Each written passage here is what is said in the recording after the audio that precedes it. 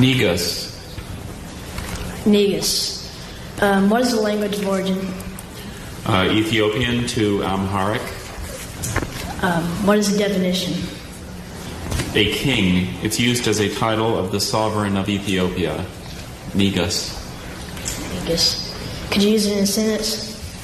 The Negus ruled Ethiopia until the coup of 1974. Negus. Negus. Andrew, would you say the word loudly for the judges? Negus. One more time. Negus. Negus. Negus. Negus. Negus.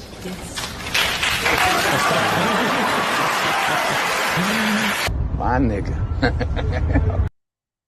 May I have your attention, please, for a very important public service announcement.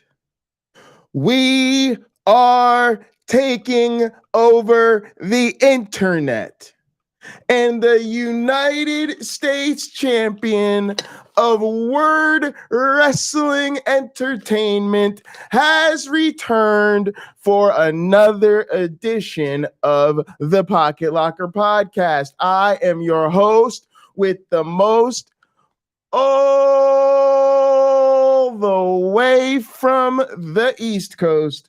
And as always, I am in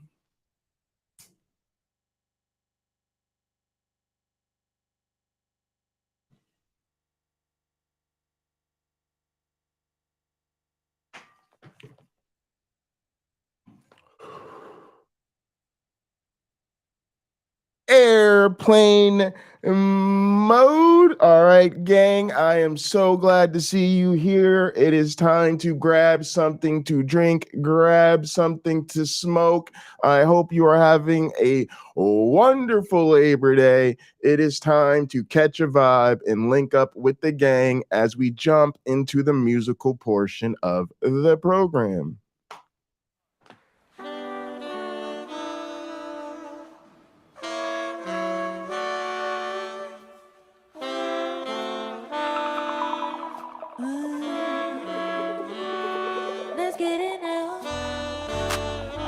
Through him, with him, in the unity of the flying man. All glory is yours who fly for our sins forever and ever.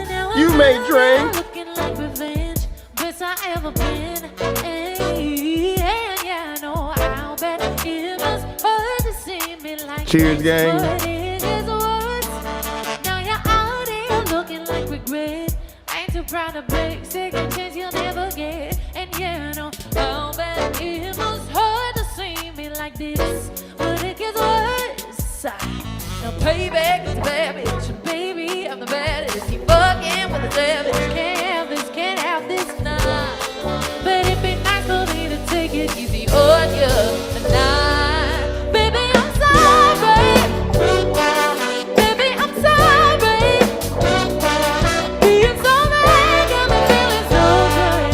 Showing you off like you knew that I would. Baby, I'm sorry. Baby, I'm sorry. Feeling inspired 'cause the tables are turned. Baby, I'm on fire, but I know that it does. Baby, fine, I guess there's a way to kill.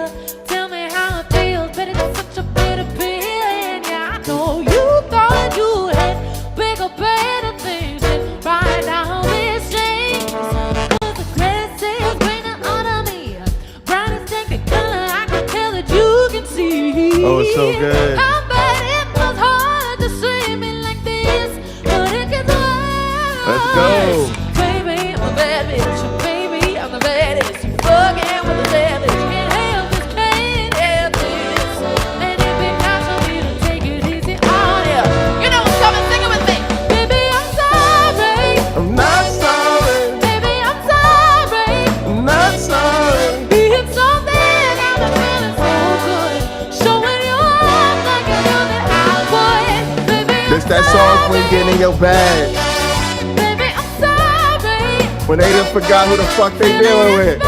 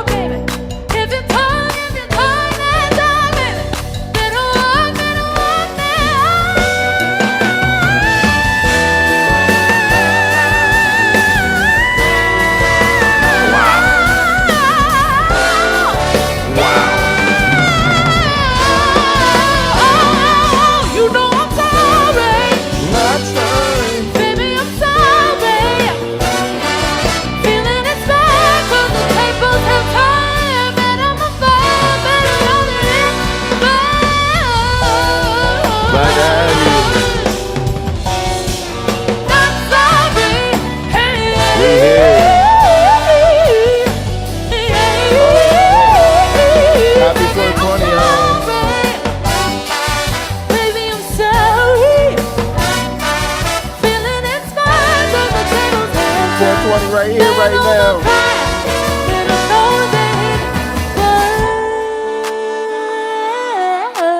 We'll have to increase our elevation. Tell the pilot it was nice to be in the clouds, but now we want to look down on the clouds. Thank you, thank you. Oh, that was awesome. That was awesome. And look, y'all, we ain't even gonna fuck around. We are going to jump straight into the main event of the afternoon. And why is that? Because this is a topic we ain't got no time to be fucking around with. Also, at 6 p.m. Eastern, y'all need to be on y'all way over to the Stephanie Helms channel for a very important discussion of trans people in sports by what? Not one, but two people who are actually trans and involved in sports. The link is already in the description for Stephanie Helms' channel. Go ahead, subscribe, turn on them notifications, but it's 6 p.m. Eastern. If you're watching this later, head on over to Stephanie's channel, check that out, give it a like, drop a comment, let them know Pocket Locker sent you. All right, let's go ahead and jump into this. We are going to be talking about Black conservatives versus white liberals. Ooh, my skin is already crawling. All right, let's go ahead and see. This is the Jubilee channel. They're trying to find some common ground. So we're gonna sit here and want to have these conversations where then at the end of the conversation, we're just gonna be so proud of ourselves for being able to sit down and have this conversation. Let's see what they're talking about, y'all.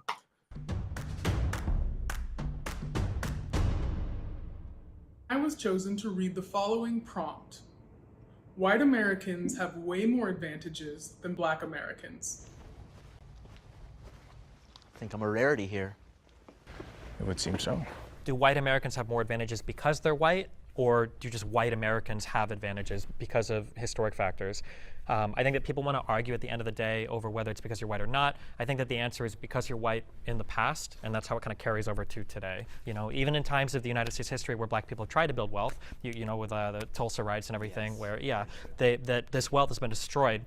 And something that's upsetting to me is when conservatives talk about how we can't blame the past for what's happening in the present. That is true to some extent, but then the next breath they'll talk about how important it is to have dual parent households, how important it is to have a strong family, to have responsibility passed on from parent to child. And we've seen in the past that because of racial issues, that process has been severely disrupted. The funny thing is that agreeing with is when I did my research when I was younger, which arrived to my standpoint of being a conservative, because I believed it was racist, Democrat, liberal ideologies and policies dating all the way back to the 1800s, all the way up to the 1960s, and then the purported big switch. But I think it was more so when Democrats decided to be a bit more cloak and dagger about their true opinions of Black people and be more secretive and more, oh, we want to help you by, you know, doing these things and seeing them as inferior. Doing what things?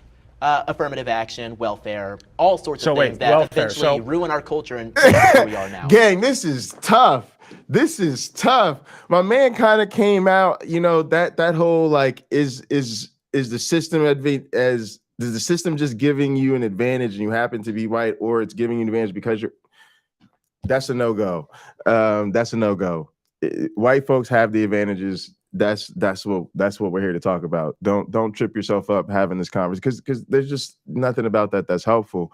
But overall, my man was keeping it real. Otherwise, and then this coon jumps in. So I just forgot who we're dealing with. I forgot we're dealing with white liberals and black conservatives, y'all. And it's weird because I think there's a lot of problems, obviously, with the liberals, and that's where I'm on alarm and I'm worried about the cringe coming in here any moment. But I do appreciate Alec, this second speaker, just kind of being like, wait, what didn't? No, we're gonna have to put a pause on all that and go through this. So this is crazy, y'all. They started hot out the gate. Okay. I want to get back to the history of it because we're talking about... Well, I just want to make sure we're clear. Giving them money hurt them, right? Is that what you're saying? Well, yes, giving them, because if your father's out of the home, that's when we give you the money. If you're living in this housing, so then give them the money while the dad's rent-free. Well, then give them the money while the dad's in the home. If you're working this amount of hours and getting less than this amount of dollars, you're getting money from the government. Yes, it is incentivizing. You're throwing the baby out with the bathwater. I don't even know what that means in this scenario because yes, you want to talk about throwing babies out with the bathwater? Margaret Sanger wanted to exterminate the black race because she thought they were weeds. So yeah, we can literally talk about throwing the baby out with the bathwater. That's what Margaret Sanger, that's what Democrat policies wanted to do to my people. So that's why I feel. This dude needs to have a YouTube channel. The coon is so deep with this one. I just don't. It's so hard to hear anything they have to say about these issues when you know that they're conservative, because you're like, you are absolutely supporting the people who are making it worse, who are they're trying to take our right to vote away from us. Like, fuck that.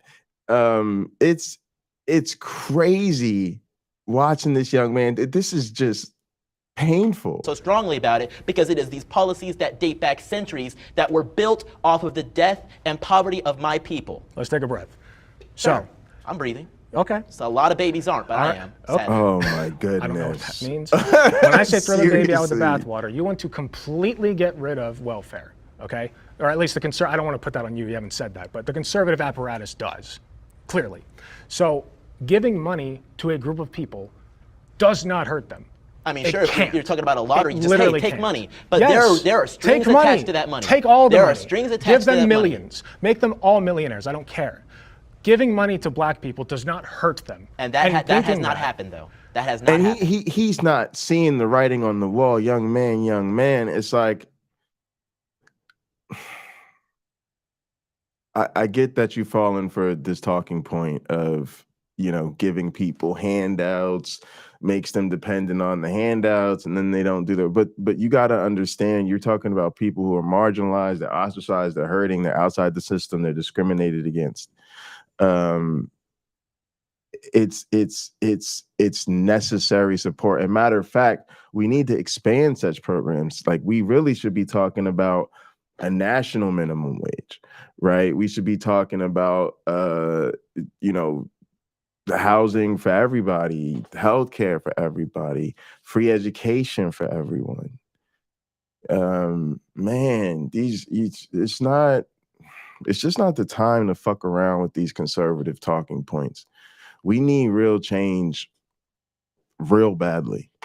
What do you mean? That has not happened. It hasn't been a reparations. It hasn't been this or that. It has been a welfare program, Great Societies Act, that was built off of the idea of, hey, we get these families split up, we get these people living here. So then let them keep the family together and keep all the money. I mean, I guess so, but I guarantee you there is no way that would happen. Why would you not advocate for that? So in your, research of history of this country and everything, do you find the Reconstruction era? I guess so, Jerry. What it wanted to be and then what it ended up being, it's so weird, which led into had downstream effects to enter into the Jim Crow era, and you have policies like redlining that influence how schools are funded. The downstream effects of slavery, do you think put black people as generally in a way? All right, so here's the other thing, and let me not let this slip by. Notice, I guess he's the only if I'm supposed to take this from what it looks like now that I'm seeing this, okay, so boom, it's like we got 1, 2, 3, 4.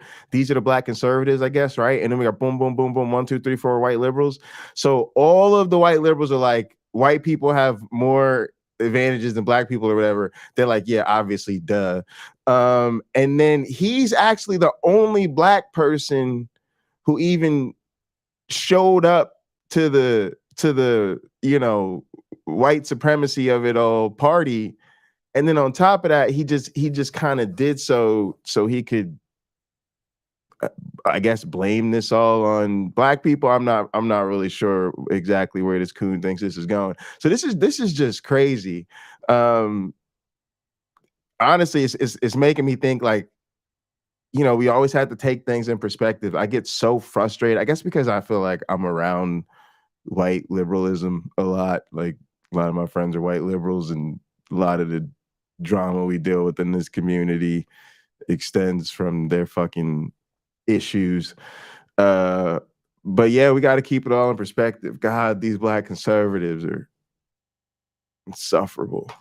Off position than white Americans. I think generation by generation, the effects of slavery have been diluted, but generation by generation, the effects of racism, welfare-based policies, and things of that nature became even more great. So in the 1880s or so, when we had our first black members of Congress, which were indeed Republicans, I think that was a great start for things. But obviously, we had terrible things that happened, like the Tulsa massacre, among black people being chased out of their homes by the KKK. Sure. All funded by the Democrat Party, all supported by the Democrat Party. Well, I mean, I need to stop you there. Can you attribute not to the party, but to the ideology? Because I think when you think, regardless of whatever the party switch was, switched, like, traditionally conservative values did not, like, that's more aligned with, more racist policies in this country. It's very difficult like, to compare 2020's conservatism to 1880s conservatism. Oh, I was loving the 1v4. All right. So personally, I feel like there's really only one thing that white people have a true advantage over black people with, and it's that white people are less likely to be forced into a box. It happens with black people onto other black people, but it especially happens with white liberals onto black conservatives, where we are told that we are supposed to think a certain way, be a certain way, and if we're not, then we're called all these names like etc. And the worst of all is bootlicker, because I hate when a white liberal tells me as a black man that I'm a bootlicker, because then I ask, whose boot am I licking? Because you're telling me as a white person that me as a black person that I'm whose boot are you licking, bro? It's a question. There's a lot of options. What is wrong with this person? Holy shit, he's really in his feels about this. Your boot because I don't think in this box that you want me to frame my mentality in. That to me is real racism, and that's what we need to stop allowing to happen to us, because black people are so quick now to not branch out and to have new ways of thinking, or to go into careers like agriculture and these other career paths that black people don't typically get into. It's not because of racism stopping them from getting in there. It's because we're told for so long that you have to follow this path and you have to think a certain way. I think America is a great place for a black person. I think I'm an American. Anything that's available to you is available to me and mine. I've personally never experienced white people having way more privileges than me. Like, I'm sure you could find certain institutions where black people are treated differently, but in general, I don't think that I've missed out on anything because of being black. And if anything, it's given me more of a voice because people will want to hear what I say now because I'm black. So if anything, I have more of a platform now just on the basis of being a black conservative and saying what's not popular than I would if I was just a white person who was also conservative.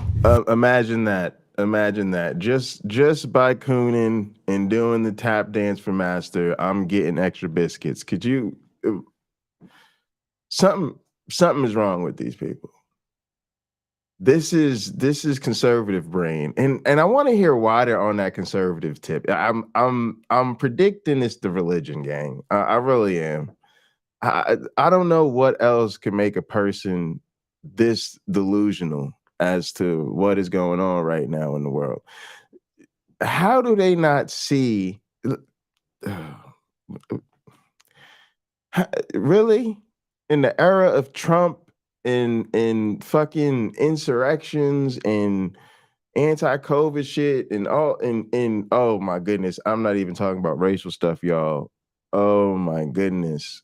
What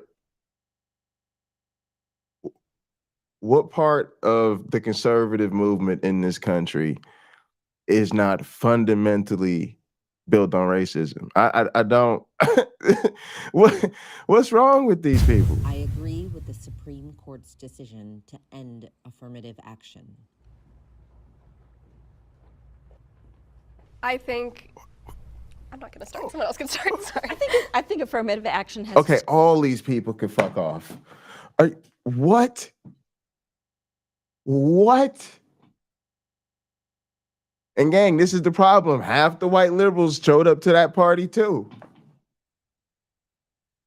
I'm so happy y'all are finding fucking common ground on, racism probably ain't really that big of a deal. Since racism isn't really that big of a deal, isn't it worse to be an affirmative action hire? Yeah, let's get rid of that shit. That's a great idea. What is wrong? Its purpose. I think that it was necessary for a particular time, and I think that every black person knows how to get into college. You could pull out the names, the Oprah, President Obama. You can pull out the head of Time Warner was black man, the Forbes was black man. We know what to do now. We don't need affirmative action anymore. And to me, affirmative action is offensive sometimes, especially nowadays, because I have 6 children and 2 boys, 4 girls.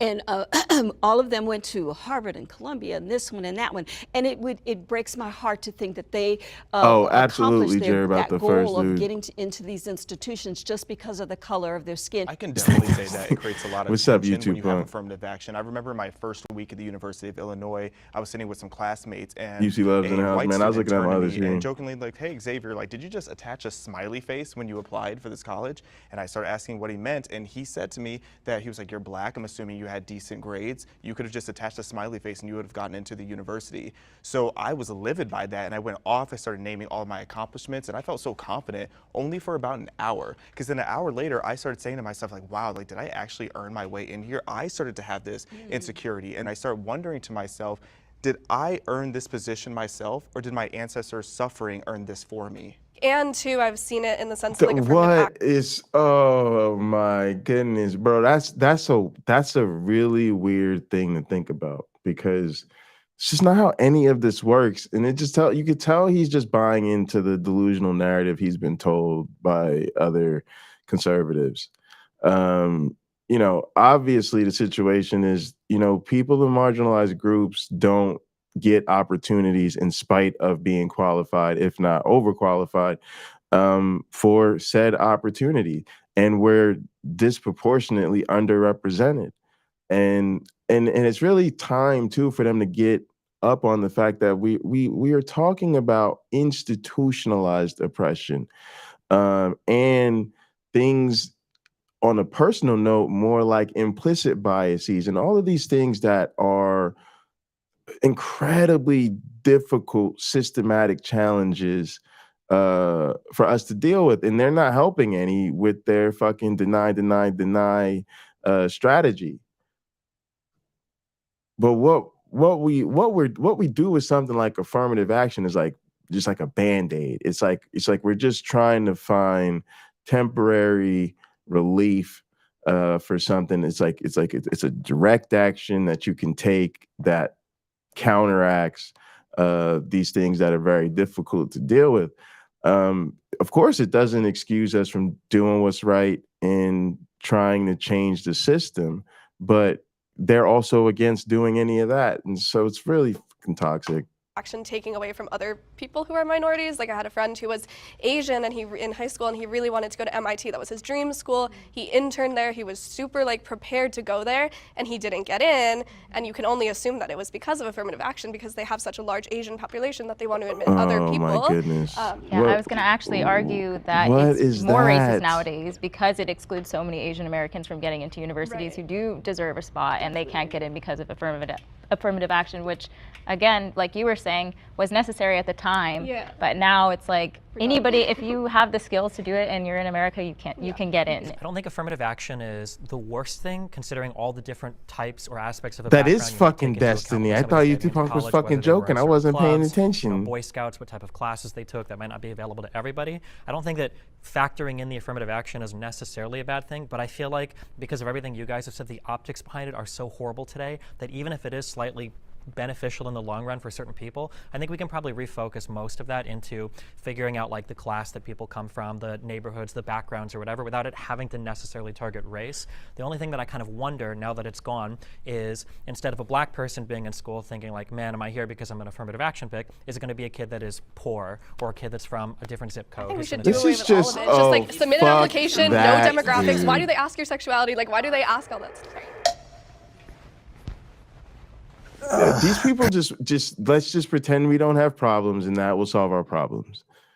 They're just not ready to wrap their heads around the uncomfortable realities. And it's so, I guess it's just so easy to have these takes in these conversations and paint yourself, in the middle as such like a reasonable person. But this is just crazy talk. This is just crazy talk, and it's literally denying the reality of the importance of representation. Representation absolutely matters, and when we didn't think about it, when we didn't take it into account, we excluded all those groups that we now call marginalized populations, and there's so many of them. And that's what's going on with some of those other issues. Like, people just don't get in. Opportunities are hard to get. I definitely understand that. But yeah, institutions and all of that, we want them to try to be correcting to the point that the people who get the opportunities reflects the diversity of the population, because we have really good reason to believe that the talent is more or less equally distributed. So then there's no reason for there to be gross under or over representation of certain groups. And when a lot of groups have not been given equitable opportunities, giving them equitable opportunities is going to feel like this crazy mass effort to just, bring in record numbers of those people. But that's kind of what it should be, because that's the process. And when you go from exclusion to inclusion, the demographics should change. So, if affirmative action accomplished its purpose, why do we still see the disparities that we do in the professional workplace? Oh, boy. If you average white wealth and compare it to black wealth totals, white people as a whole have about 50 times greater wealth than black people as a whole per capita. So I just don't understand why you think affirmative action has accomplished its purpose. I don't see that. Curious. Why do Maybe we need to do more? Like, what is this thing where like, oh, we did this one thing, it wasn't a magic pill. Yeah, why would we even do that anymore? That is just such crazy. This is why, again, gang, the cringe. I promise you, we just gonna have to suffer through this together, because white liberals and black conservatives, even on their own, are virtually always insufferable. When they get together like this, oh. you assume that just because there is a disparity means it's because of a racial issue? What else would it be from? I mean, upbringing, economic abilities, desire skills. to go, desire to. I mean, zip code does play a lot. If you grow up in a neighborhood that experiences a lot of trauma, you're not as likely to do as well in school, which means you're. Why did they grow up in a neighborhood that experiences a lot of trauma? I mean, lots of people do. Yes, but why specifically do more black people? Come on, y'all. Government assistance. Yo, these coons Government ain't assistance ready. Programs like what? Try redlining.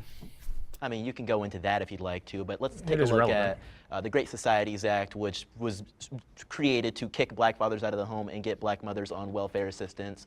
These things aren't beneficial for economics. These things aren't beneficial for actually paving a way for success for black children and black families. I mean, reducing a two-family household to a one-family household isn't going to make them the richest man in the world. It isn't even going to get them out of high school. Nonetheless, the ability to even get to college. You mean two parents? There's that overconfidence and in comparison to a underexperience. one-parent household, that child is not going to be nearly as successful. That child is more disposed to being sent into prison by doing crimes or not doing very well in school. So how are they even supposed to get that, that wealth disparity shrunk if they aren't even able to get out of the community that is causing these problems for them. Something I think that this conversation illustrates is that like affirmative action is literally the very end of the line of a lot of different parts of a person's life. And by that point, trying to rectify all of the inequities that have existed, to try to remedy any of that at the very end with affirmative action, it might just be too broad a brush. And maybe we'd be better served focusing on the earlier issues than trying to throw a kid who maybe, you know, can barely read at a 6th grade level into a college to hope that that's the thing that fixes the problem at the end of the line. Y'all, I'm gonna go ahead and confess to y'all right now that I literally had no fucking clue who Destiny was prior to this, and I did not care. I would just hear that name come up once in a while, and mostly sort of in the context of, you know, I guess like a reported lefty person who people just don't really fuck with anymore. But we could throw that motherfucker all the way off the bridge. What, like, no. Nope. Get the camera crew. Get the people, you know, make sure there's get some fans so they could take out their phones and shoot this shit so y'all know, so they know it's legit. Yeah, bring them over here. Yep, you know the time it is. Champ, no, I don't give a fuck about the ending. No, I don't care. I'm throwing them off the bridge. I'm throwing them off a fucking bridge. How's he supposed to fall safely? I don't fucking know. I don't know. I'm the United States champion. I just ruin people. You guys figure that shit out. All right, everybody get ready. Bring his ass over here. I'm just tossing him. I think affirmative action wasn't really supposed to like send kids to Harvard that weren't prepared to go to Harvard. I think that's quite a myth. In fact, I think those that have the qualities to get to Harvard were, before affirmative action, could just completely overlooked. You know, Clarence Thomas is like the perfect example. You know, regardless of what you think about him, he was able to get to Harvard because of affirmative action, because, you know, it focused on finding people that were, you know, again, like just overlooked. But things ended up changing. It morphed into something else. So what started out as a good program of giving all black people or people with a lesser chance or lesser opportunity, it started out as that, and then it morphed and I'm not sure who morphed it, but it morphed into, okay, so now we have to have one black, one Hispanic, one this, one that. That's not how that works. But hey, please, somebody tell her. Talk to the people who hire. Talk to the board members who say we need to have a woman on the board, we need to have a black on the board, we need to have a Latina, a Latinx, whatever on the board. So it morphed from helping us into now tokenization. Yes. So you have to have one of this, one of that. Well, when you start with a country, that first off, that is just not how any of this works. That is just how some people with a mind towards inclusion do things. And honestly, it is such a better way of doing things than making sure everybody's a fucking white dude. Like, what are you talking about? Like, I don't. Of course, people have not figured out, you know, the what the best actual protocols are or what the numbers supposed to look. But they look around and they go, "Holy shit, man! You know, we're providing services to a community." It's got a significant, you know, Latin population, and the community's diverse. And we should reflect that in our leadership. It's the same thing like we talk about when, you know, we're talking about certain issues. Like, you bring them people to the table, which is why your ass needs to watch Stephanie's stream at 6 p.m. Eastern on trans women in sports, with trans women in sports. Like, that's the kind of thing where we're dealing with, and it really does affect every area of society. And when individuals realize that, they do their best to, like, you know, try to get that representation. And yeah, not knowing, you know, the best way to talk about it, sometimes they're like, yeah, we really need to get some Latin flavor up in this piece. Yeah, we serve way too many Asian students to not have any Asians on the goddamn board. Like, you know what I'm saying? Like, is that perfect? Should they maybe do some more work? Yeah, of course. But taking a step in the right direction shouldn't be forsaken just because it doesn't magically solve all of our problems. People only hire you if you're white. That's necessary. And I know that you said that it started good and then ended whatever. And I don't think that affirmative action was perfect by any measure, but we still see really bad inequality. So if you're going to get rid of affirmative action, what's the replacement? Meritocracy. There's no meritocracy in this country. You look at Elon Musk, he's destroying Twitter. There's no meritocracy. That's ridiculous. Well, first thing I want to bounce back to is it's not a myth that there are also true minorities that are being put into colleges that they're not ready for. If you look at a lot of these top universities, including the self-hatred of this man. Brother, you think that's the problem? You really think that's the fucking problem? You think there's too many black kids getting into colleges they're not fucking ready for because of affirmative action? Now, gang, I ain't even gonna hold you. Remediation is a fucking issue. Meaning you take certain school districts, sometimes their best students, right, are sort of underperforming with regard to the standards you need to have to get through particular programs at certain universities or whatever, right? And that's at all ages of the school of education. Y'all know that, right? Like, there's different tracks for different students who might, have different needs in different areas. And that's just part of the challenge of a university. And it's funny, like, it isn't exclusive to students from, like students that you would consider part of the university's efforts to diversify student body. Is something that just happens like amongst the general population. Because again, students just show up with different needs, and you actually want them there. Like, people don't realize that, like, it isn't just like, if schools really just wanted to like just have this strict fucking thing, like, why do you think why wouldn't they just take an entire student body of people with like 4.0s or like 3.8s or higher? Like they could, like, if they wanted a certain cookie cutter student, they could just take cookie cutter students all day long. There's plenty of them. The universities don't want that. They want students with different stories, different goals, different ambitions. And this is just, it's so painful to see somebody literally go out of their way to pick on their own people when it's just a totally misguided effort to begin with. Like, what are you talking about? Like, that's just, what do you mean? Like, what do you mean? Like, what do you think we can't educate students? Like, this is crazy. They are being placed in universities that they are not ready for. They're not ready for it. They're not cut out for it. It just makes sense if you look at how much they have to achieve in order to get there. Asian students on average have to score 450 points higher than a black student in order to get in the same university. So if you think of the universities that have courses, et cetera, that grade on a curve, you can only have so many people with an A, so many people with a B, et cetera. So that means that the bottom percentile is going to fail. Who is most likely, just based on logic, going to be the ones failing? It's going to be the people who didn't have the credentials to get there in the first place. And then I have to bounce back you got to, some crazy conservative I want to get you brain. on that point, because first off, maybe we just shouldn't grade on a curve. I'll be the first to admit, my entire academic career, I have not been a fan of grading on a curve. And when the grading is up to me, it just does not happen.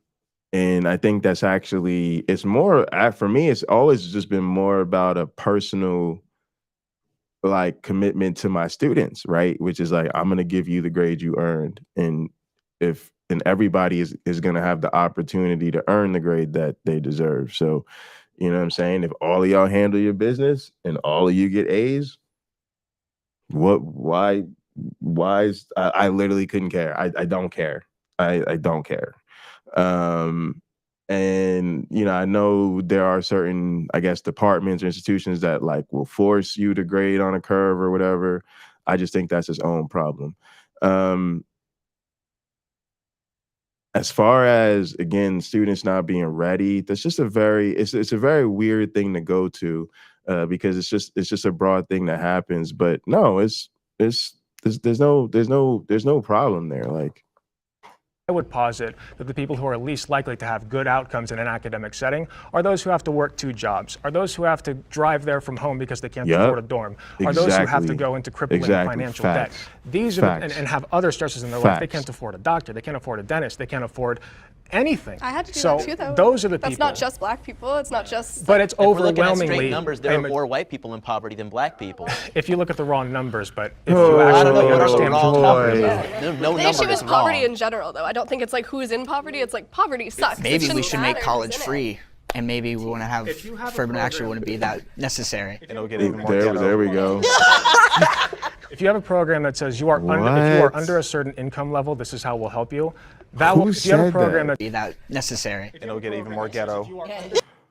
Oh, it's this coon over here. My man over on the left talking about it'll get even more ghetto. Oh man.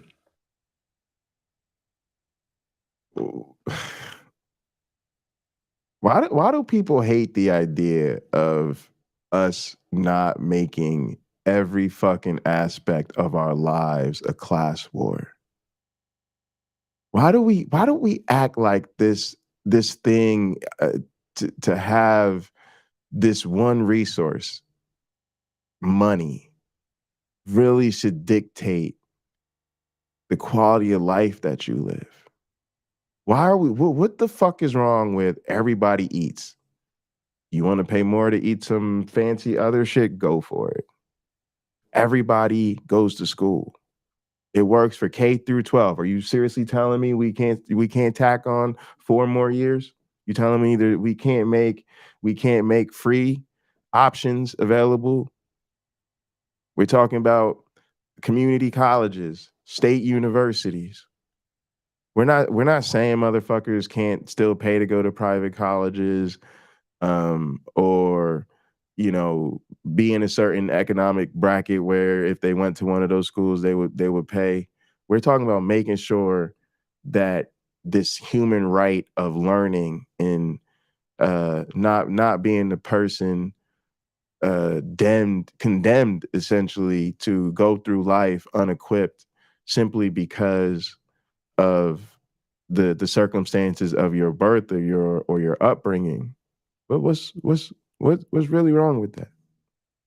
What do you think? Like, people like me gonna stop teaching? We're gonna be like, oh fuck, the school's free. Like, yeah, I know they still pay us, but oh yeah, I know that. Like, we're fine. Oh, but now that the kids are free, like,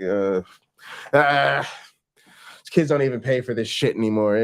Let's just sit around and play video games all day. Like, what the fuck is wrong with you? We still gonna teach. What is wrong with making sure we don't have homelessness because we have enough resources to make sure that nobody's homeless, that nobody goes to bed hungry, that every single person, just for showing up in this bitch and being a citizen, has a certain basic minimum income. What you do to earn extra resources beyond that is up to you. Why do they just? It's so cruel to like not support these things. And if you're really gonna be that thoughtless, why not like take the pro-human stance and then not think about it any further than that instead of being a fucking asshole? If you have a program that says if you are under a certain income level, this is how we'll help you, that will overwhelmingly help black people at a far greater percentage than it will help white people. Trump supports Black lives.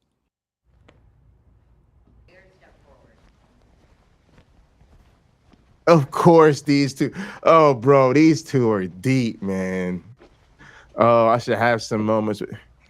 What are you doing over here? I think that President Trump supports all lives. I think that he looks at all American citizens as equal. I don't see him doing anything that would make you feel like he does not support Black lives.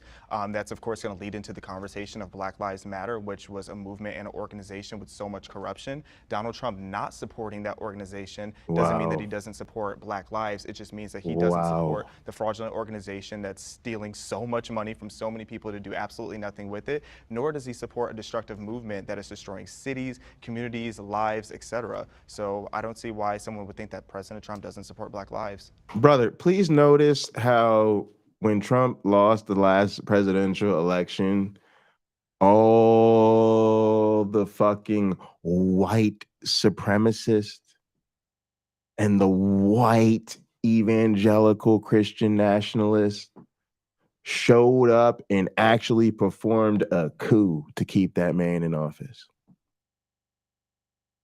Donald Trump was so good to white supremacists, they literally struggle to figure out whether they should follow him harder than Jesus.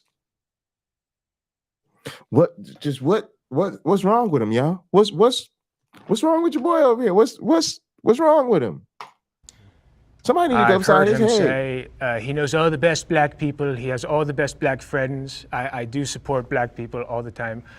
So sorry, that was a very bad impression. But I don't think Donald Trump wants bad things to happen to black people. So in that respect, I think he does support Black lives. But the other side of that is he's not really doing anything. Donald Trump, for those of y'all who really don't know, came to prominence or whatever the fuck because he was a real estate guy. He put his name on trashy buildings, okay? Lots of them. And as basically a fucking landlord, the Donald Trump operation put a big ass C for colored, in case a C for colored on the applications of colored people, so they could make sure it was easy and systematic to repeatably and reliably discriminate against colored people. Just not having it. I'm just not having it. It's just more of that conservative brain that's got him fogged up. I don't care that he's the white liberal. He's being fogged up by the conservative brain. It's just that Donald Trump is reckless. He's just an idiot. He's just a buffoon. And yeah, once in a while, his buffoonery hurts black people, but he's never really said nigger, or that he loves the KKK. I mean, his dad did bring him to some KKK shit when he was growing up. But look, he's not. I mean, we've never seen him in a white hood. So definitely not a racist. Definitely not a racist. Not here for it. He didn't do anything as president, certainly, to uplift black people. The economy affects black people. Yeah, that's racist. I certainly disagree with that. Right? Like, gang, that's racist. You're the president of everybody. You're supposed to preserve and defend the Constitution and lead the fucking nation and its marginalized people that you're supposed to serve. You don't do nothing for them people. That's racist as fuck. What does he do for the economy? Well, yeah, we'll get into that one later. One of the biggest things he did is he secured permanent funding for HBCUs, one of the largest increases we ever saw for HBCUs, personally done by his administration, among many other things. The First Step Act, which, you know, there's a lot of debate about whether it was really the best thing to do. Donald Trump but that was tried to definitely cancel science. a kiss of love to the black race. Freeing Alice Johnson for menial drug crimes she committed in the past that had her locked up. She did not get to see her family for years. Yeah, but that's not like, okay, I did say I agree, but I agree in the sense that Donald Trump doesn't literally want bad things to happen to black people, like I think a lot of conservatives do. So I think that he just says the most this is literally an example of the problem with white liberals, though. To go out of your way to agree with them just so you could literally put your little gloss and polish over Donald Trump's bigotry. This really does encapsulate the issue with white liberals. Really. Like, just let these two coons be out here cooning by themselves. Like, this crazy. The things that will get him bending elected. over backwards. So I to don't agree think that with he these has any motherfuckers. personal grudges against most Stop. people. He just says the most popular thing. So I think like Ron DeSantis would be somebody that I think including when the most popular thing is racist as fuck. So by that standard, yeah, Donald Trump supports Black lives by leaps and bounds. You think Donald Trump says the most popular thing? Yeah. Look, let me find a different crazy comparison. He got elected as president. Yes, he did. Yeah. He didn't win the popular vote. Neither time. That's a liberal talking point. That's Yeah. a liberal talking I'm point. helping you here. I'm trying to see the logic in this. Obviously, he says things to be elected as a politician very similarly to how Joe Biden did, except Joe Biden actually has a history of racism. If he said things that people didn't like, he wouldn't have been our president. So you like everything that Donald Trump says? You think everything he says is popular? I love a lot of the things he says. I think he's hilarious. When he said big water, that was one of my favorite quotes. Big water. Water, big water, ocean water. He has the funniest one-liners, so I love a lot of the things he says. As far as policy, he sucks, Oh, but- bro. He Whoa. likes a different kind of one line. Oh, I know, conservatives love talking about his No, Coke. It's different. Coke, not Oh my! All right. That Trump is what less was of that? the issue and more so the people that support him, like die hard. They facilitate that kind of like hate, I think, for a lot of people, not just black people, but like. I mean, this man took out like a full page in a newspaper calling for the public execution of 5 black kids. His hotels, all of his businesses have rampant history of denying black people apartments or whatever. So I forgot about that. I should not have stepped forward. Look, I mean, Donald Trump cares about Donald Trump, so I don't think he really cares about anyone, I guess, unless you're like super rich or whatever. When you look at his history on racial issues, whether it's the shithole countries comment, the plethora of comments he made about Mexican people, just the comments he's made about Muslims, the idea that Trump cares at all about some particular racial minority, I think is a little bit silly. I think Trump will say whatever he needs to say to rile up his base and to get elected. I don't necessarily think those statements come from a place of hatred. I don't think he was ever saying specifically, Oh, bro, nobody if gives you a shit pray about 5 times a hearts day and towards the minds, east or towards dog. Mega based on wherever Oh, I you need are, to talk to you're a this bad person. kid. I think he was saying if you like to fly planes into towers or behead people or throw people off of buildings, maybe you're not the most virtuous person out there. I supported Trump because my he made goodness. he made the economy good, and so the economy then impacted black people, white people, Latino people. It impacted everybody. But Trump, he didn't think specifically, I don't think, about black people. He thought about himself, and he thought about how can I make America great for me, and making and I thought, you know what, I'm gonna go with this guy, and the reason I'm gonna go with this guy is because if he can make America great and he can make that it rise for everybody, I'm gonna benefit from that. So that's why I went, and that's why I voted for him. That's why I supported Please stop him. hitting How does my- that specifically benefit oh black my- people? Again, he's a businessman, but he's also a racist businessman, and like There you well go. documented. You know what I'm talking about? So like, And Biden's not. Biden's not. yes, he is. He created the crime bill. So that's regardless of the Well, point. address the Central Park 5. That's what you brought up, right? How do you feel about that? Well, he took that actually, full page out after they were so I haven't. He wanted them to be killed, well, executed, just because they were black. That story. And he bars people from attending his businesses or like renting apartments from all his like stupid Trump towers. I think Trump at that point was, like many it's people in this room, particularly liberals, a victim of the media.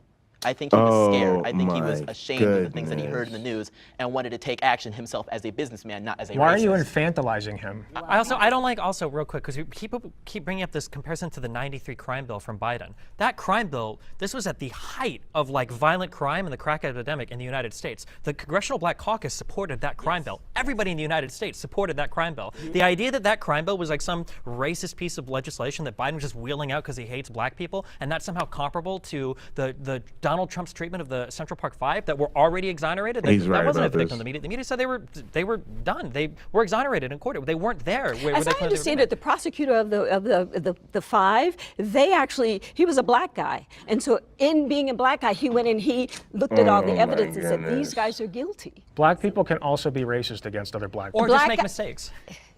So if anybody does anything you disagree with in regards to the Central Park 5, even if they themselves are a black person, they're just a self-loathing black person, they're just a racist black person. If they disagree that with me, they're prosecutor was racist. doing his job. You need to talk to that man That's in the my mirror, policy. If brother. they disagree with me, they're racist. I like that. I think That's Trump I think that's a Trump hilarious has policy. shown a history of ignorant at best and racist at worst behavior. I didn't vote for him or Hillary because I just don't see him as a conservative hero. I don't even think he's a conservative. Fake personally. conservative. I voted Trump in 2016, just so you all know. So, Well, yeah, you need to switch back on over. I don't know why you were brought here to represent white liberals. Racist, just in general. I was just kidding. He's just, yeah. You never know. Just like One the of those hat. kind of It's, sorry if I triggered you. I'm sorry. You made No, a I'm not point. sure. I just You made a need to know. point Okay. a couple minutes back where you said he just kind of says these things to rile up his base. Why does he need to do that at the expense of black people then? He doesn't do that at the. I am a member of his base, and I'm sitting there like, oh man, this is amazing. And I don't know. You can call me self-loathing. You can call me self-hating. So you're saying calling for the would published call you all those execution things. of 5 black men that were exonerated to When rile has he up done his that base. during the campaign trail? He didn't do that when he was a politician. Well, He did that when he again, was a scared it's everything. businessman in New York. It's feeling everything bad. Steve said about the comments about Muslims, the comments about Mexican immigrants. Why does never he about Mexican immigrants, never about Muslims, about terrorists and about criminals and rapists. These are very important delineations to make. And if you believe I that think when you offend the media understand, about, or oh, it's all I think Mexican immigrants, I think it's more of you being, oh man, these poor Mexicans, they need to be supported. It's more of that savior complex. Wow, What was we're the back rationale again. behind axing or trying to axe DACA? Were these people were registered with the federal government, they were in school, they were doing everything that they needed to do. They had no home elsewhere. They were brought into this country as minors. Like, what's the explanation for that? I think that requires more nuance. Like I mentioned before, I think there were some for their people. education. I think Why there would were you some wanna kick people them feeding him bad policy advice, thinking, "Oh, this will be really good for your base," and he's doing a lot as a president. That's okay if we feel that way. So if I take responsibility for something, if I say he has responsibility for something, well then you're right. But if I'm saying, well, maybe there are some people around him advising him falsely, Dude, it's infantilizing. He was the president. There's no good way. He to called the shots. But if someone was What are you talking about? The only path forward to solving illegal immigration starts with amnesty for everybody here. The reality is there's some 10 to 15 million illegal immigrants here. We're not deporting them all. With the people who are already here, that's a lot more of a messy, nuanced conversation. Why? They but just as live far as here, people man. coming in, I do think I we don't need care. stronger borders Don't and care. actual. This has always just been a fucking political bullshit ass issue, yo. This country was founded by fucking the worst immigrants, y'all. The worst immigrants. Do you understand what I'm saying to you? Right? People lived here. People lived here. And their descendants are on fucking reservations. Their descendants are on fucking reservations. Because we genocided all but the minute fucking population of them. Some genocidal fucking maniacs came across that fucking ocean with all types of fucked up diseases and scurvy and fucked up ass nasty shit. For real. And then you know what they did? They fucking built this shit on the back of fucking other motherfuckers that they fucking went to a different continent and fucking enslaved. Go fuck yourselves with that bullshit. You need to miss all of us with that shit. None of us should be falling for that shit. The fuck out of here. We gonna let some white people talk about the fucked up immigrants coming here. No. Nope. I don't care. As a matter of fact, y'all already know what it is, because y'all know how it goes down, because you know what demographics some people be and what they be trying to get done. Just trying to live, trying to eat, trying to survive. Make them fucking citizens and let them motherfuckers vote. Because that will really help us get rid of these fucked up ass Republicans. Let's go get it. Like vetting happening. And I just want to say, in Ronald Reagan's day, he was given the promise. He said, look, if you go ahead and you pass this particular bill, we'll give these people amnesty and we're done. And it didn't happen. We didn't. Illegal immigration continued even after Reagan already said we will give these people amnesty. So that's why we get a burr up our butt, because he had already done it. Hopefully the devil's giving him Gang, what the amnesty. fuck do y'all want? What the fuck do you want? How do you want it to work if you go to live somewhere else? If your ass decides you want to pack up, you find you have a long lost great uncle or some shit, and he just left you a bunch of fucking money, and you literally pack up and you decide you want to move to Australia tomorrow. How would you like that shit to go down? Right? Ideally, you go over there. Let's say you decide you're going to set yourself up a little thingy, little business, little restaurant, little hustle, whatever you do, right? They welcome you. Oh, you're going to stay here permanently? Yeah, we love it here. We're going to stay here permanently. All right, cool, right? Don't you just want to just fucking be integrated into society, into life, given privileges, let to do the things the normal people could do? Like, this shit is stupid. True. That's terrible. No, that's base. Thank you. Tasteless. Wow. Ninth circle, baby. My political beliefs have changed from the past. Oh, okay. Oh, we found the common ground. I grew up in a y'all. conservative household, actually, in Ohio. And my parents were always pretty political, so I always stayed political. I was very religious as a teenager. Sometime during college and then afterwards, especially during COVID, my sister actually indoctrinated me into a more leftist position. And I overcorrected a little bit. I started becoming pretty cringy as far as like, sit down and let the minorities all talk, right? Don't say anything, don't speak over them, etc. They would, it was like the whole you can't speak over Candace Owens even if she's literally a Nazi kind of thing. So I stand by that. So I kind of leveled out, thankfully. God, they literally are can't. All right, we can say you're Candace Owens bootlicker. Yeah. I mean, maybe I am being cringe. Who cares? So I grew up conservative, but I did have more left-leaning ideas about like Black Lives Matter and critical race theory, and I was watching a lot of YouTube, and I did agree that Black people were oppressed and all of these different things, and that we were kind of got the short end of the stick. And during 2020, when there was everything crazy was happening, and I started organizing rallies against the mandates because I thought that they were just totally unconstitutional and un-American. And then George Floyd dies, and initially I was like enraged like everybody else.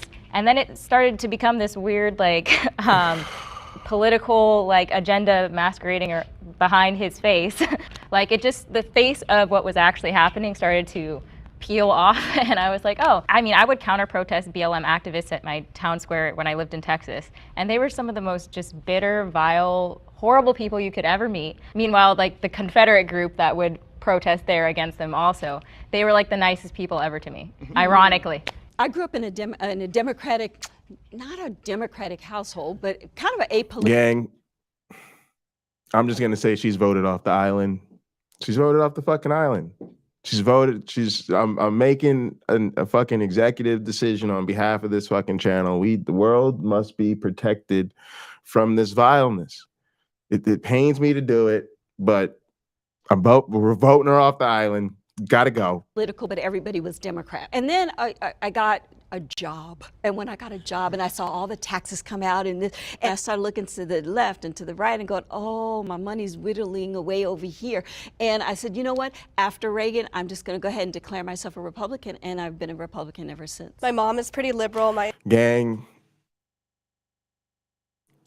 as much as that woman reminds me of those sweet old ladies from the church, who cook good enough to fucking keep you in their goddamn kitchen 24/7, 365. Like, yeah, I know we just finished lunch, but I think I'm gonna just sit here till dinner. Yeah, you know what? I got my phone. Yeah, I think I'm just gonna sit here and yeah, I'll be good. I'm gonna just sit here till dinner's ready. Like, but she gotta get voted off that island, gang. She can't be here. She can't invite her to the cookout. Nope.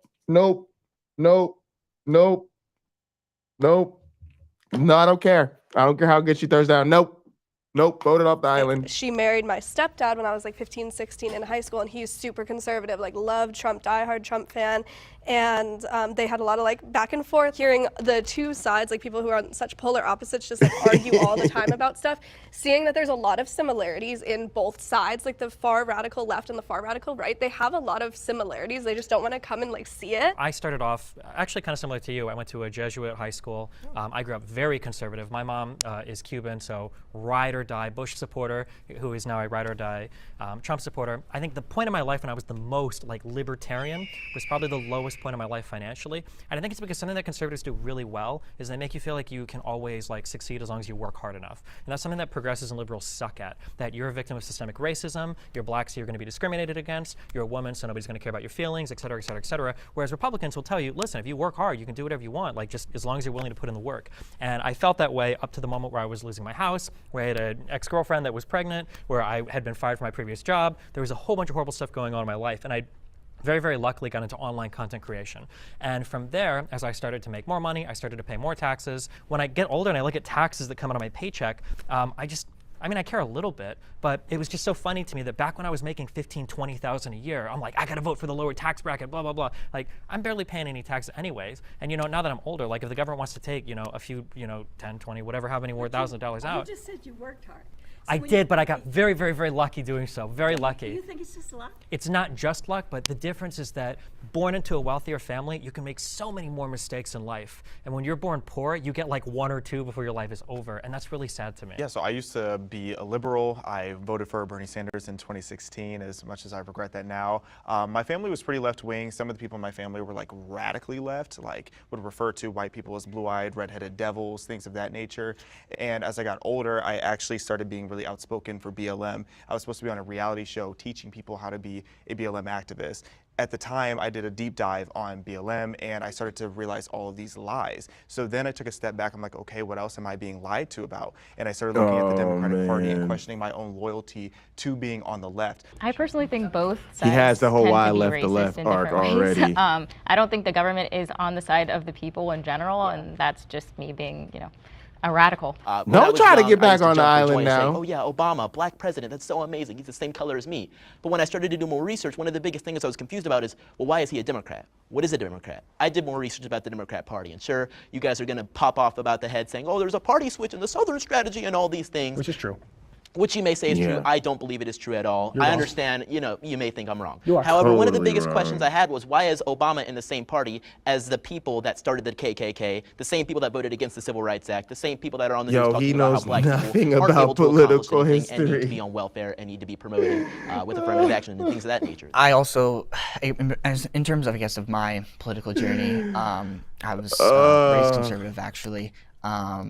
And then high school became, I guess, sort of apolitical. And then throughout college and I guess just throughout my life since then, I think I guess you can call me a progressive, you can call me, socialist, whatever you, but I guess that's, in the area of where I fall.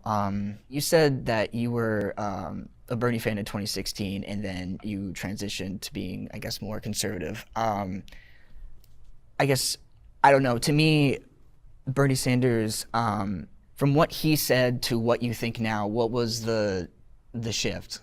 For me, it was socialism, because back then I was a very broke college kid and I just had this mentality that everything should be free, and I was feeling a bit entitled, like everything should be handed to me because I was black, because I was very much in that mentality. As I learned more about free markets, as I learned more about capitalism, I started to appreciate that much more. I started to appreciate small business much more, limited government, low regulations. I just started to like that much more. But I would say just more when it comes to economics, I don't agree with him.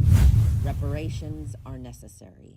Yo, my man's is really out there. When we talk about reparations, I think that doing reparations in the way that a lot of people think of it, where we just give it to black people, I'm not an expert on this, but I think it would be more income-based, and that in itself, like I said earlier, would disproportionately benefit black people, because if you recognize that they are disproportionately affected by a systemic injustice, then doing it on like a class level none of the would coons uplift stepped up for proportionally more reparations. black That's so people than white sad. people. Zero. Yeah, I think like mostly like black GIs that were left out of like the New Deal, for instance, that to be able to come back and as a white American, as a white veteran, to get a home loan and then build that generational wealth, you could not get that as a black American. So there needs to be, I think, reparations. I don't care really what form it comes from. I think free healthcare, free college, so that everyone has like an equal opportunity to educate themselves, to build a better life for themselves. Yeah, and this is the thing that's crazy is like, y'all gotta understand, slavery and racism, Jim Crow, the structural racism that we still deal with is a social system, and it marginalizes, in the case of race, it marginalizes black people and favors white people. Call it white supremacy for a reason. So I do appreciate the people stepping up and saying like, yeah, we need to do something, but it's dangerous to slip into this rhetoric of we need to do something that benefits everybody. That's not doing anything to address the situation that happened to black people. Yeah, let's move the whole social window. I support both. You know what I'm saying? Yeah, let's give everybody the free foundations for life all the way across the board. Yeah, and then we need to do some fucking unique reparations to deal with the tragedy of Black people. And I support, reparations and similar arrangements for other marginalized groups. You ain't said nothing but a thing. So it's sort of like, and I think Germany We is have the also money, a perfect y'all. model to follow. By Don't let them fool you. issuing, first of all, a I don't need formal that many apology, missiles in my life. which we haven't even done that. But also just like donating to like different funds, and just I think a more equitable society striving for that is reparations in and of itself. I have no problems with reparations if they had happened initially during the slavery or the civil rights movement or any of that. But to try and do that now logistically, it just doesn't really make any sense. And where would this money come from? We're in so much debt as a nation. Would I get this money? I'm biracial or triracial. Do mixed people get it? And do Irish people get reparations when they were indentured servants? I think for reparations, Wow. you can find specific instances of somebody being Man, these actually girls are deprived deep, of something, man. whether specific. She went all the way to, 40 but what acres about of, Irish people's so whether indentured you can find specific servitude? entrance, Wow. cases of Chinese people building railroads or Irish people, whatever, people being deprived of things, that's okay. But otherwise, yeah, it's a logistical nightmare. There's no possible way that we'd be able to do it well.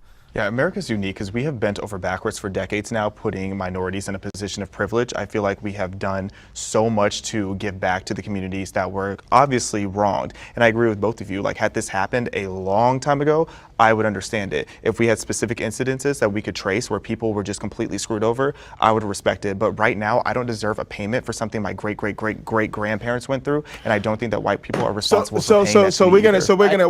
we're gonna scratch inheritance. I'm y'all know me. I'm flexible. I say, but do one or the other. Nobody seems to think that figuring out inheritance and taxes and all of that shit. Trust me, we have the infrastructure to figure this shit out. It's really not that complicated.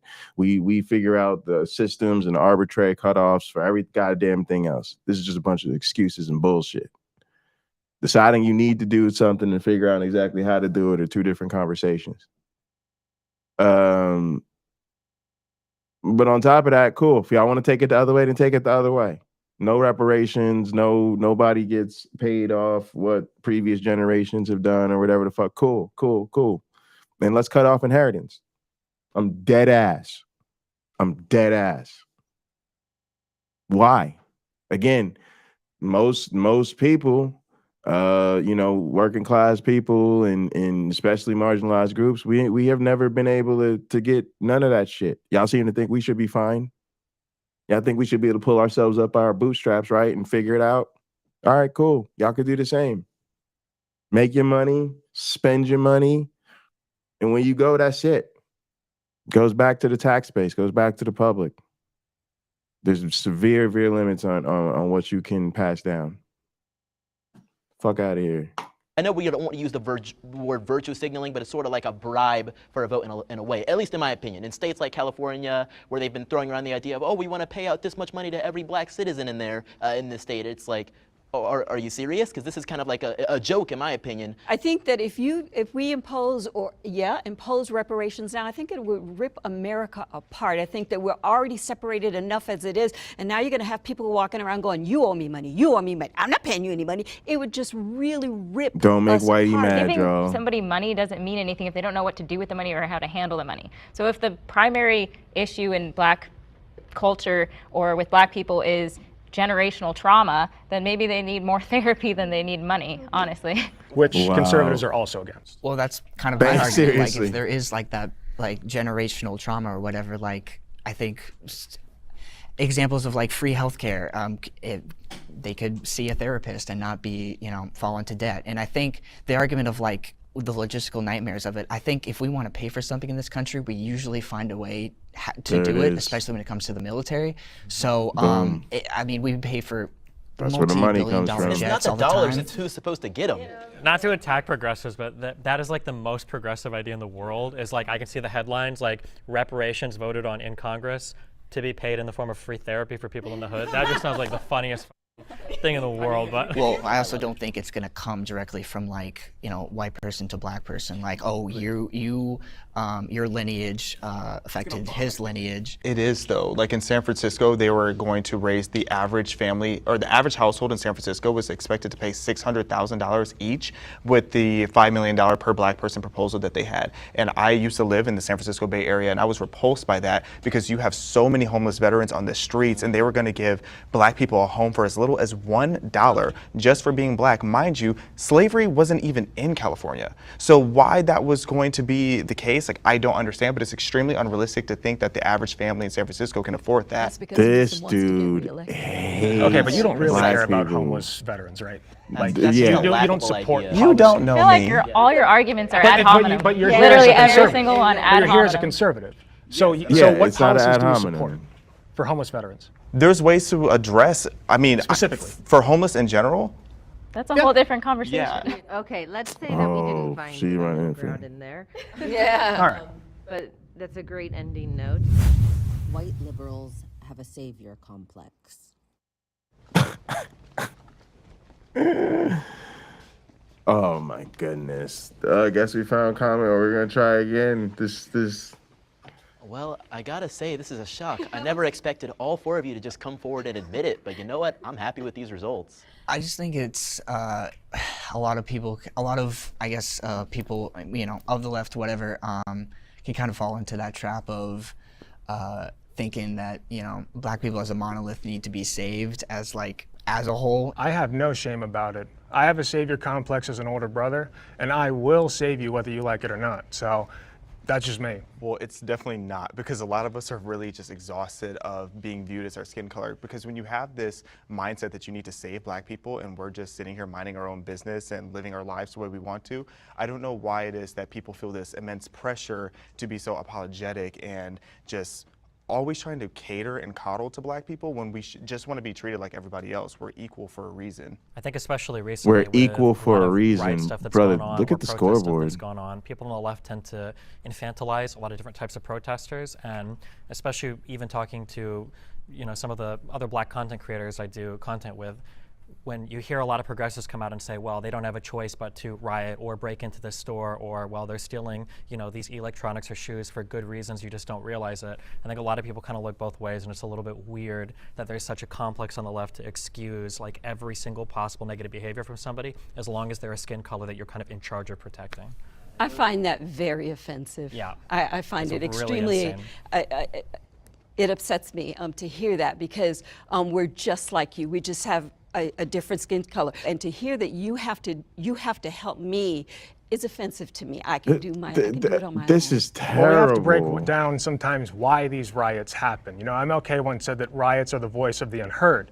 So if you are to address the problem and stop the riots, you have to address the underlying inequality that has historically been pervasive. Even if you as individual people are doing fine and you don't want anybody else to get in the way of that, that's cool, and I'm not going to be the one to get in the way, but the disparities are undeniable. So if you take pride in having like a white savior complex, what is it that you think that you're doing to save black people, and what is it that you think that you're saving black people from? I am trying to make the world a better place through whatever means I can, and But you're doing it on the backs of us. I wouldn't say so. Yeah, I actually do. I feel like you want to be a savior and you're using me to make yourself. It's just feel crazy good. that these people are How am I hurting so you? against. You're not letting me have my own voice. You're not letting me speak. How? You're speaking now? No, You're cutting her off. Yeah. Well, I feel like I have to. Yeah. Well, feel what's like you happening? have to I mean, you're with the speaking right now. You're speaking right now in this particular setting. Mm-hmm. But what you're saying is, like, you took it back to riots and so forth, and it makes it seem like the only way that we as black people can have a voice is by riots, and then you need to come along and you need to say, okay, poor little black child, let me help you, let me help you. That's offensive to me. And I feel like you're making yourself feel good about trying to help us.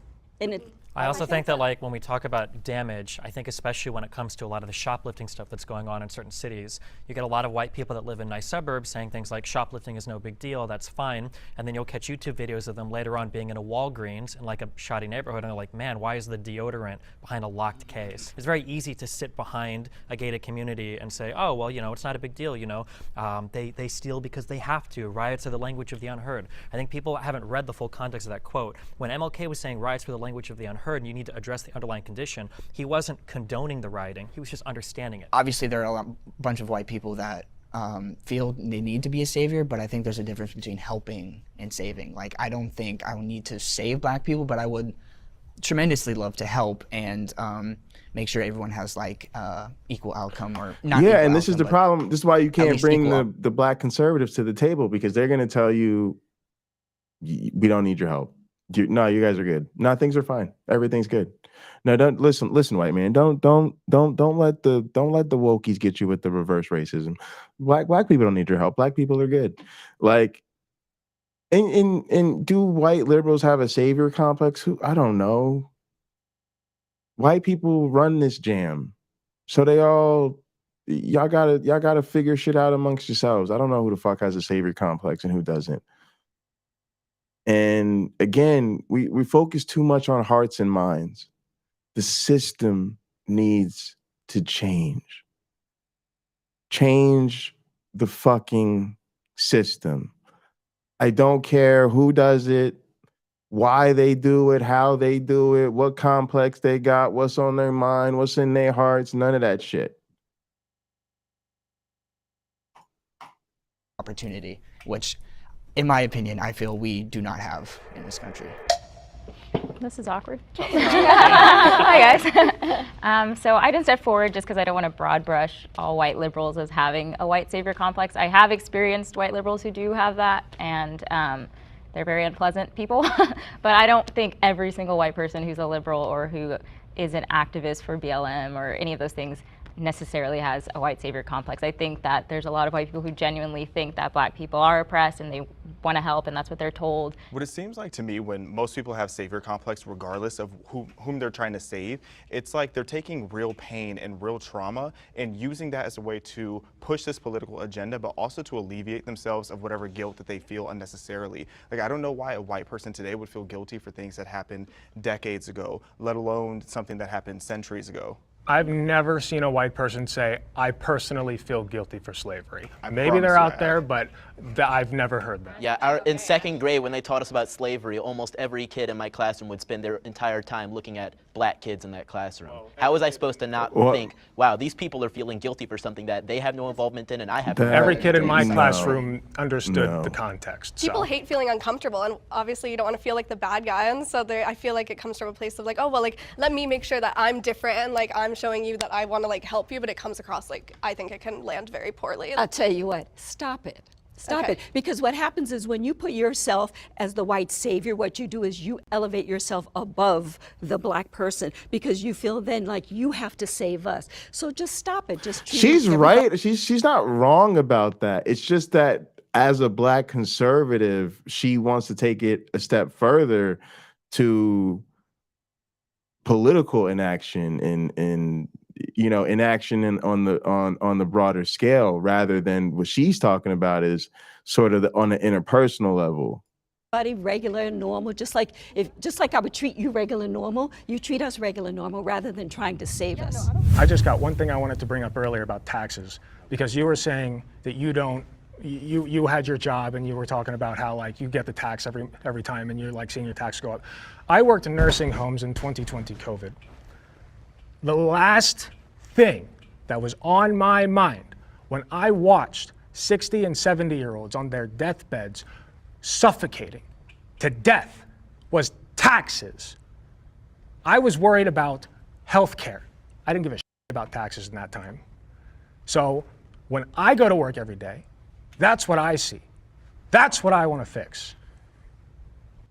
I see you once again elevating that yourself. Was out of nowhere. The Y'all know me. I'm on team. I'm on a team. We really do need to talk about COVID, man. We should be speaking of centering. We should be centering COVID. I think all the time. And I do think it's an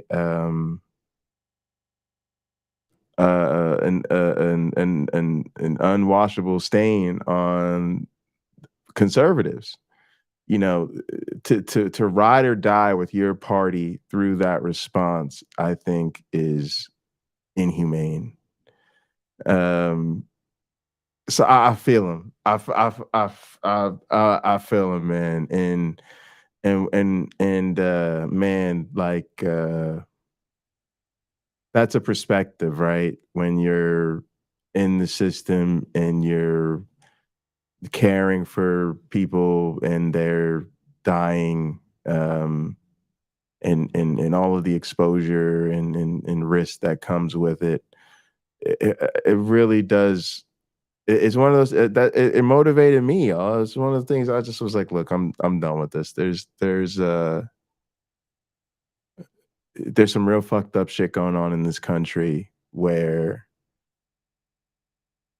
we don't come together and do what we need to do to save lives, and we silo that off and make it political. And yeah, for me, it's one of those things that makes it completely untenable to be a conservative. And the black conservatives, Rest of yikes. us, and particularly at me, a white man elevating himself above a black person. He called me a bootlicker. He called me a bootlicker. Oh no, I triggered them all. I'm sorry. I'm sorry. What I hope comes out of this conversation is that we're all Americans, and because we're all Americans, we know that America has a bunch of problems, and I think every person here wants to solve the problems, and I think everybody is bringing what they have to the table with their ideas on how to get us to unify. This kind of stuff, right? But you got something in there. Hopefully, I mean, I'm going to give you the benefit of the doubt that you have something in there that's redeeming about you that would bring all of Americans together. So I hope that we end on the note of So much marriage. Christianese. UNITY. I would like to say we're all made in the image of God, and so we all have our inherent worth just because we're made in His image, and we should treat each other as fellow image bearers, not just by the color of our skin. I mean, as Martin Luther King said. He also did not like capitalism. I think something that's really challenging, I've definitely been guilty in the past of throwing around the Uncle Tom word. I used to be hardcore progressive. I'm still relatively progressive. But something that I've learned as time has gone on is being a white person isolates you from a lot of the different types of racial struggles that people go through. And those struggles can take a lot of different forms. Not just, was my ancestor a slave, and not just is my culture bad, but sometimes in the way that, people grow and develop, right? Like, am I actually choosing these political beliefs because they mean something to me, or is it because I'm black or my parents are black? If I speak a certain way, am I betraying my race? If I am a political orientation, am I a bootlicker? And I think that it's important when you're coming from a progressive point of view to understand that even though there are conservatives that are black people, you have to treat them as individuals and not just come at it with this, like, you're black, you're a conservative, therefore here's like 6 or 7 different slurs that I can use against you, but they're approved because I happen to be on the progressive side. Oh, wow. Wow. All right. Whew. That's a whole problem right there, man. The black conservatives, I just can't. There's there's so many of them. There's so many of them because of that funky ass twisted pretzel of faith and politics, and the way that so many of them are just brought up on the Christian nonsense by default. They look at the political landscape, realize that, that means they should lean conservative, and just a whole mess. But you could really see the problems too with the white liberals, like, let's go out of our way to just agree with them on crazy stuff. And this show, even honestly, it's kind of the channel, right? It's Jubilee. They have great production value, obviously, and their stuff is sort of like very interesting just to see what people do and see the conversation. It's definitely good content in that regard, but you can tell that the channel is itself geared towards painting a middle. Let's really work hard to find common ground quite frankly, on areas I don't think we should be finding common ground on. And it's a little bit disheartening for me personally, because if I feel like on one hand, I want to be able to go to like these black folks and be like, oh, y'all know what time it is. Like y'all see how things are out here for us. Y'all know what our ancestors went through. Y'all know how this country feels about us. You see what they're trying to do to our people out here. So I know y'all good to go, right? Y'all know y'all ready to roll out. Hey, we don't even gotta go over the playbook, do we? Y'all know what time it is. All right, let's go. We all know the situation. And then you snap the ball and you was like, wait, it was time for play action pass. Why did y'all punt the ball to the other team and let them run it the other? What's going on? Because they're black conservatives and they're just awful. It was like a bunch of Trumpleton nonsense coming from some black folks. It's like the age-old Uncle Bobby test. You close your eyes, you listen to what people say. You're like, oh, holy shit, that sounds like some fucked up, racist, black-hating, fucking vile nonsense. Oh, that was all sorts of fucked up. Oh God, whoever this is, they must real. Why do they hate black people so much? And then you open your fucking eyes, and instead of a fucking white Klan leader in front of you, it's a black person. Congratulations, you have identified a coon. And the cooning was so heavy with them, even doing the apologetics and the two-step for Donald Trump. And then you flip over to the other side and you're like, all right, liberals, people to the left, y'all already know it's time to go. It's time to roll out. We got to handle some business. Y'all already know what we need to do, right?